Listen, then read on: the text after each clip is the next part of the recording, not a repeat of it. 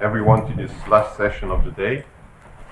Before we listen to the first speaker, I would like to announce that the talk by Diego Berzi was moved from tomorrow to the end of this session. So we'll have 3 talks, after which there'll be a short break, a few minutes before the roundtable discussion.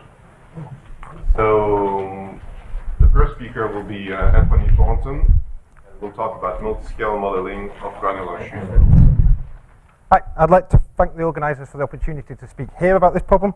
As will become apparent in it, a lot of the stuff I use in this talk was done by many people in this room, and there's many people in this room who understand the things this talk is built on far better than me. So this is either a good audience or a bad audience to talk to, depending on how this talk goes. So we shall see. So I'd just like to credit my co-authors. Arno Bockover is the sort of main person who came up with the idea. Stefan Luding knows everything about DPM, multi-scale modeling. Thomas Weinhardt was a postdoc who started doing this work, no longer a postdoc, and Deepak, who's at the back of the room, is the PhD student who's currently carrying on this work. So I am going to talk about one particular problem. I'm going to motivate where the problem comes from. I'm going to solve the problem 3 different ways. So I'm going to do the same thing 3 times. And I'm going to do 2 shameless adverts in the middle of it. So there will be 2 advert breaks. So the problem we're looking at in this talk is the granular flow through a contraction. So this is a inclined shoot flow, however, with contracting walls. So the 2 walls come in. And what you see here is a DPM simulation. So this is a small DPM simulation for these problems. There's about 500,000 particles in here. And what you can see is from the corners of the contraction, you get very high speed particles, and they meet here. So you sort of get, from the continued description, you sort of get shocks in velocity, and they meet here at a triple point in velocity. So that's the problem we're going to look at. And the original motivation of this, or the motivation comes from this, and there's a small twist in this problem, is it's a problem which comes from a blast furnace. They have these little tiny feeding chutes here. So they tip this material down these feeding chutes, and they feed in. Now, for a long time this works, and the blast furnaces works fine. But occasionally the blast furnaces misfire. And they know the reason they misfire is because of something what happens in the chute. Because they know if they take out this little chute and replace it with a brand new one, everything works again. So there is clearly something happens, and something happens as the chute gets old. So the idea we're going to look at here is we're going to look at chute flows, but we're going to look at chute flows, and we're going to change the friction on the bottom. And we're going to look at what happens when we change the friction. So we're interested in solving this chute flow contraction problem, but for different spatial properties. Okay, so ignore the background picture. It's just a picture I like. It's not relevant to this talk. But I'm going to show 2 videos. One, which was done while I was at Manchester, but didn't involve me, which is exactly this problem. Now, you notice Manchester put all their money into a nice camera stand, so the camera's nice and stable. So what you can see in this is, again, it's a chute flow, so it's on an inclined plane, so it's going down an inclined plane that way. You've got 2 wedges at the left and right, and I hope you can see what there's 2 shocks coming off here. So there is 2 jumps in both velocity and height here, and they meet at a point here. So this was done in Manchester, but Manchester never really did anything about it. Actually, I asked Nico Gray for permission to use this video, and he said, I did this. So that proves how much Manchester remembered this problem. However, roughly the same time, a group in Holland was doing roughly this same experiment, and this is the group I moved to. They were doing roughly the same experiment. However, they didn't invest their money in a camera stand. Their camera's a bit more shaky, but they did invest it in a very carefully controlled perturbation equipment. So if you watch carefully, hopefully, if you watch carefully, there's this very careful controlled ability to perturb the flow, i.e. the experimenter sticks his finger in it. But you'll notice when he sticks his finger in, it swaps from the state we had before to this completely different state. So this very simple flow through a contraction clearly has experimentally at least 2 steady states. So this is the problem we want to look at, and that's the whole motivation of it, and we will look at it. So yeah, so we're looking at, in general, a flow between down a chute with contracting walls. I'll show this again when the geometry comes relevant. So the first way we could solve this problem, and we actually want to know, does the flow, nature of the flow change if we change the friction properties? So the first way we could do it is we could just do a big DPM simulation of it. And we do it. And this has just over 3 million particles and takes a month and a bit. However, if you really want to investigate what's going to happen with what's a change in friction, this is not a very practical way to investigate changing the friction. So, okay, I just want to say something about the simulation code we're doing briefly. This is a new simulation code we built, and we built it for two reasons. It has this new detection algorithm which was recently published and we used. Now this detection algorithm uses not a linked cell but a hierarchical grid of linked cells, which means the detection still works well for very large size distributions. We can easily run simulations with size distributions greater than 100, and the real industrial problem has very large size distributions, so we wanted a code which could cope with these size distributions. And also we were very interested in continuum fields, so we built a code which actually gives you out the continuum fields, not the particle positions. And I won't go through in this talk how we do it, but we use the stuff Isaac Goldhirsch liked, which is this coarse grading technique, and we spent a lot of time integrating that code and even extending it to work near boundaries. So, and also we also put in support for very complex walls, and so we can even do simulations with helical screws, and this is one continuous wall. This is not triangulated. This is not made up of little wall segments, it's one continuous wall. So because we wanted these features, we started again. And I have a little video, but it doesn't form the part of the thought, but we can do these screw feeders and things. And as I say, this is one wall. So it rotates, and in a minute it rotates. And yeah, drives the particles through. Okay, so yeah, so that's just a quick advertising the code we're using, and why we started again. So nobody's mentioned this yet at all, well, briefly mentioned. We're going to use a shallow water model, a shallow air model for the grains. So in these shallow air models, you assume the flow is incompressible and fluidized, and you introduce depth average quantities. So you integrate the equation through the depth. Okay, and this was done, well, either by Savage and Hutter or by the Russians earlier. And what you get is you get this K, which is the ratio of these two stress components. Here I'm going to take a very simple model, even though we don't have to. We're going to take K equals 1. You also get this quantity which relates the mean velocity squared and the squared mean velocity. And again, we're going to assume that 1, but we don't have to. We're just doing it simplicity. So if you take these assumptions, you end up with a set of equations to describe the granular flow, which is valid for shallow things. And the only unknown you have here is the friction. Okay, so we now have a set of equations which should describe this geometry, and all we need to know is the friction. Okay, so that's what we're going to do. However, what's the friction? Well, as Michelle mentioned in the first talk, and Olivier did originally, there's this friction law for granular materials, which I won't go through again, but the basic idea is there's two angles between which the flow is steady. There's an angle of where the minimum angle where it flows when it's steady for an angle. When above this angle, it starts to accelerate again. And the point is, we want to be able to close this friction for arbitrary bases. So we did small DPM simulations across the bases, and this has again been done by Silbert, the chair of this session, and various people. But we did it again because we want to investigate the changing bases. So what you do the simulations. And we have an algorithm now which actually picks the next simulation based on whether the last one stopped or started, so we can track the curve very accurately. Because if it stops, we add particles. If it flows, we decrease the angle. So we can track out the h-stop curve very accurately, and then we just do a few simulations on a grid to get the flow curve here. So, and again, this is a slightly different fit to what I showed before, but we also find this fit works better. So, but that's nothing new. So we can fit this, and we do. And we can do this quite quickly and to very high resolution because we have this algorithm where we actually start here and shoot in both directions, one taking particles out and one inserting particles. So we can track the h-stop curves reasonably quickly, and we can get the friction law from that. But the point I want to make is we can then change the bed roughness, the contact properties, and everything else, so we can see how this friction law evolves as we change the bed properties. And here, this is just a demonstration one. What we're doing is making the bed of very large particles and gradually decreasing the size of the particles in the bed.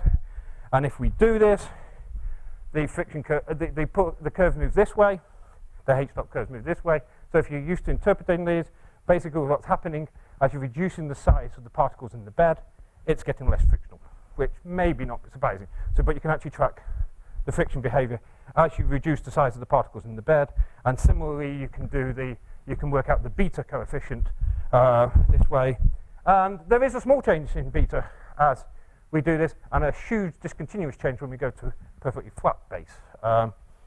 But the point is, I don't want to go into the details of this because we did this quite a long time ago, but we can also do this for not only changing this, but changing the contact properties. And so we can, in general, we have a way of reasonably quickly closing our continuum model. So what can we do? How fast am I going? I'm okay. So now this is our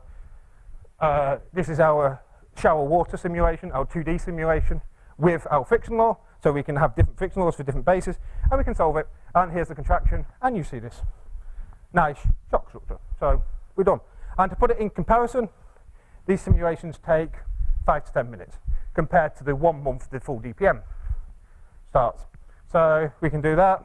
And just looking, this is just a contour plot, and you get this nice shock structure. And this is a DPM simulation, which is intentionally truncated, but you can see again the same shock structure, and they meet here. The simulations are too costly to try and reproduce all that, but we can get the same structure. This is the height profile, and this is the DPM. So we can get the same structures.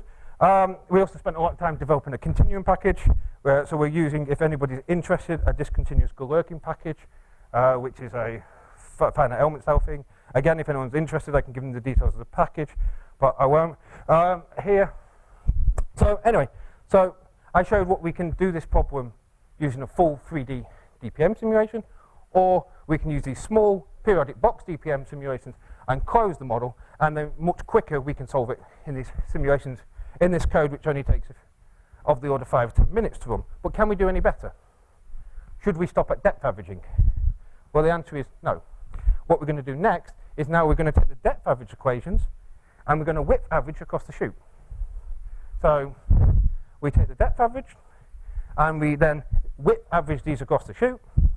So now we're down to just one variable. And then we look for the steady state, so we drop the time dependencies, and we end up with just an ODE. Okay, now this ODE we can solve in less than a minute, 15, 20 seconds. So using this ODE, we can analyze the parameter plane. So here I'm going to show, this is for fixed basal conditions, but we can do this in the whole parameter space, changing the basal conditions. What we get is lots of different solutions. So here we've got the case of just a supercritical flow. In this region we've got just a supercritical flow through the contraction. The green bar here indicates where the contraction starts. Okay, there we've got down here we've got a solution which is always subcritical. So this is plotted as a function of the inflow food number and the ratio of the width to the end of nozzle width. So we've got a solution here which is always subcritical. So in this region of parameter space, we have a region which is always subcritical. Here, we can find a solution in this area of parameter space where there is a jump in the solution, as we saw when the finger was put in. There was a shock jump. Here in this area of parameter space, we can find a solution with the jump outside the contraction. And in this region, we can find a solution with a jump inside the contraction. Okay, so I don't know if you were paying attention closely where the regions matched up, but in this white region here, we do have more than one possible steady state. So if we're in this region, this 1D analysis shows there is a small region in parameter space where we do have this multiple steady state, and we can actually follow where this region goes as a function of changing the bottom friction, and reasonably quickly now, because all we have to do is the small 2,000 particle DPMs, and then this 1D analysis runs in virtually no time at all. So I think I've got a couple minutes left. So I'd just like to finish with showing the models against each other. So the black line is the 2D model. The red line is the 1D model. So the full 2D DG FEM simulations against the simple 1D ODE for one test case, and the agreement is absolutely spectacular, actually. In this case, there's virtually no disagreement at all. And the last thing I want to show you is the agreement. Now, this is the 1D solution against the actual averaged height from the full 3D DPM. And here the agreement's not as good. You will see it goes under and over, but it's still pretty good given what these red dots take a month to compute. The blue line takes 40 seconds to compute. So given the change in time for computing these two things, I think the agreement is pretty impressive. So I hope I've shown how you can use a small DPM simulation to close a continuum model, and then use this cheaper continuum model to get the same answer of a large 3D DPM, and how you can use this for to very quickly investigate the effect of the change in basal friction and things like that, And all I'll say is, this is just one example problem. We are doing this process for more complicated flows than that. The actual real problem we need to solve has segregation going on. There's actually two different particles in there which differ in size and density, and also the chute rotates. So this is just a clean problem to demonstrate it, but however, the ongoing work is to investigate adding these new effects, and Deepak has a poster showing some of the modelling assumptions for adding the density and size segregation stuff in. Okay, and that's all I'd like to say. Thank you. That was quick. Enough time for questions. Anthony, I presume you had rough sidewalls as well, but you're depth averaging. So how does that come into the equations? We have sidewalls, yes. Right, and they're also rough? In the depth averaging, no. We No, don't apply friction on the sidewalls. No, it's no slip, I think. Right, okay. And so it's reminiscent of nozzle flow and gas dynamics, where you use a similar technique. But I noticed that you have reflected shocks. You have in the two-dimensional simulation. That Yes, doesn't correct. go up in the width averaged equation. Correct, but it still matches. So we are averaging. To go from the 2D to do the comparison between. Yeah. So yes. Yeah. So yes, here you've got these reflective shocks. Now, if you average these reflective shocks across the width, you get exactly the profile. This actually is the same. This is the same comparison. This is the average of the reflective shocks, this black line. So if you width average the reflective shocks, you get this black line, which matches the 2D data perfectly. So yeah, the 1D model, even though you've got all these complicated reflective shocks, still picks up the mean structure, which is, to me, quite impressive. So, yeah. To what extent can't you predict most of the behaviour of the shallow water system just from studying the characteristics without having to solve it anyway? And then you could also do that quickly and map out the parameter space. So analytically solved, yes. Or well, numerically solve for the characteristics or something. Yeah, well, that's in essence what we do with the DG7 code. We just solve the characteristics, but yeah, you are. So yeah, cool. And that, but yeah, the 1D model is even quicker than that. So yeah, yeah. So the numerical How simulation it seems to work. Sorry. It's remarkable. Well, the 1D model works so well. Yes, I think so. So given the 1D model works so well, we might well use the 1D model.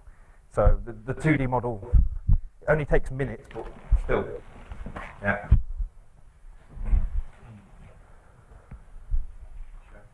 I'm just curious, what food number do you get roll waves? Yeah. Good question. Is that 2 or 2 plus or? I don't know the answer to that off the top of my head. I've never seen roll waves in these simulations, but that might be because it's very. We don't have much simulation length before it hits the contraction. There's a very short distance before you hit the contraction. But yes, I think we are going past the point where roll waves do exist. I'm just curious. Yeah, I think we are, because one of these simulations is with food number 4, so I think the roll waves should be there. But I think we just have a very short length before we hit the contraction, so we don't see them. Yeah. Yeah. In the application, the particularly irregular, no? Yes, correct. So, do you plan to go to this? Because, I mean, there's also an influence. Yeah, so yeah, So I actually have the part. They're sort of very irregular spheres, if that makes sense. They're like spheres with holes in. Golf balls would be the closest analogy of the particles. And yeah, the sort of idea is, and they're playing with them, and other work which has been done under DPM says you can simulate these sintering coat particles just by adding rolling and torsion frictions to the DPM model. You don't actually have to go to non-spherical ones. You can get good agreement just by adding rolling and torsion resistance. So that's the one thing we haven't done yet, is we want to validate the DPM against the actual real experimental particles, and that's the one thing we haven't done. But yeah, I think we'll get away with just adding roll. Well, we have added roll and torsion, so it's ready for that. But if we need it, we will go to irregular shape. I don't think we do. I have a last question. It's my understanding that shock waves are for compressible flows. Isn't that more of a hydraulic jump than a... So, yeah, okay, yeah, sorry. Yeah, okay. In the granular community, nobody agrees on the terminology. If you prefer hydraulic jump, fine, yeah. Okay, yeah. Well, does compressibility play a role? No, the continuum model is incompressible, so no.